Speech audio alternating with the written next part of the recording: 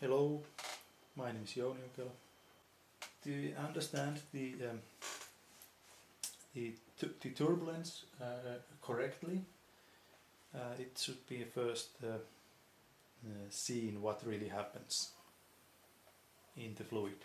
The basic idea here is that a fluid is actually a solid, or you can also think that the solid is also a fluid. If you make a cut on a bitumen, then it's broken, and though up to the point before there was no cut, everything was deforming, but after the cut, it slides. So basically, we can understand the turbulence also with rock.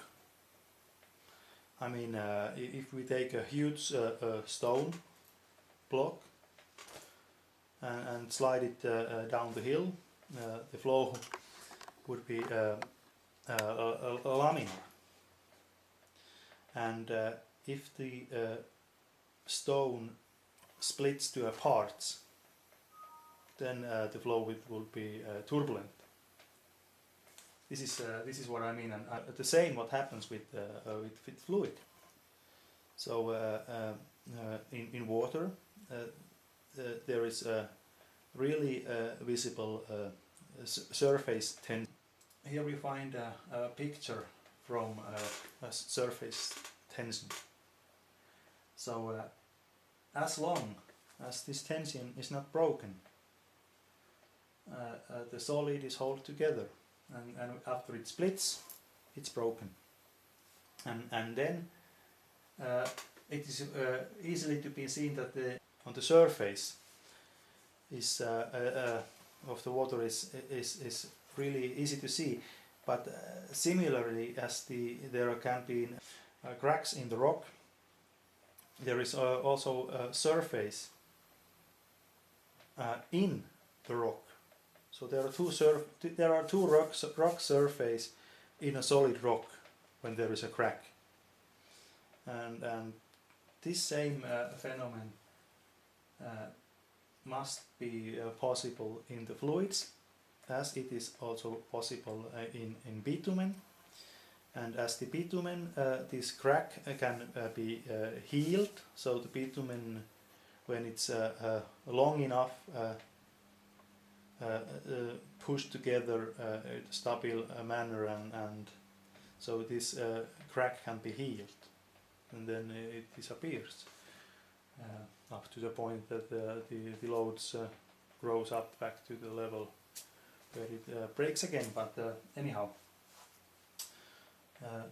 this is the way to think that I have used to produce this document. Here I must give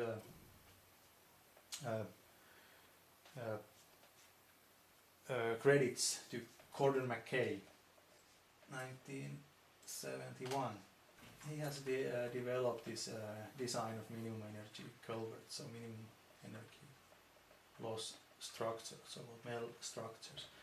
And he goes here back to Jesse's formula, and here is explained how the flow and the losses are built up with the coefficient, and such a coefficient must be grossly in error, so it doesn't base to anything, and all the losses are caused by the change of the form, or if the change of the form is made in a way that the fluid doesn't break in parts, then these losses can be avoided. So this is the way to think newly. So it's the Jesse's formula, which is developed here in 1775, and there is the factor c. So we could leave this factor c away and use the actual energy which is needed to probe the surface tension.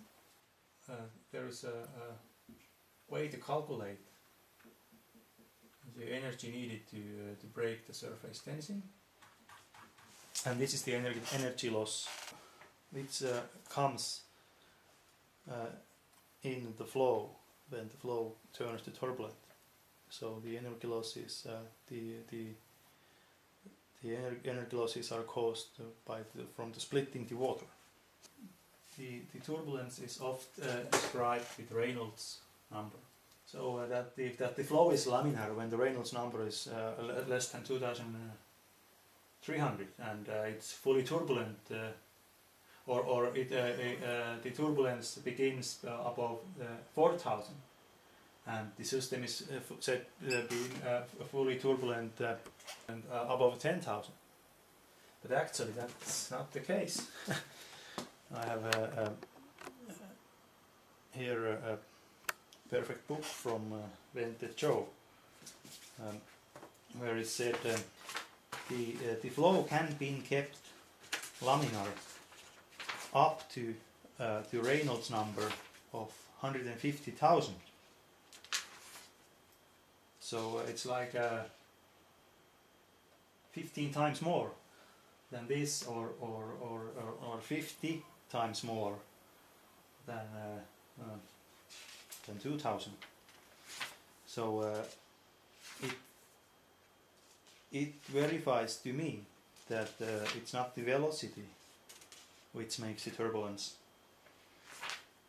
It's the colliding fluid which is broken through some clear physical reasons. I mean, you can think about the stone. If we throw a stone up from the mountains and it just falls, it holds together, no matter what is the velocity. And just first when it collides, it will be split to parts, and it may becomes a turbulence.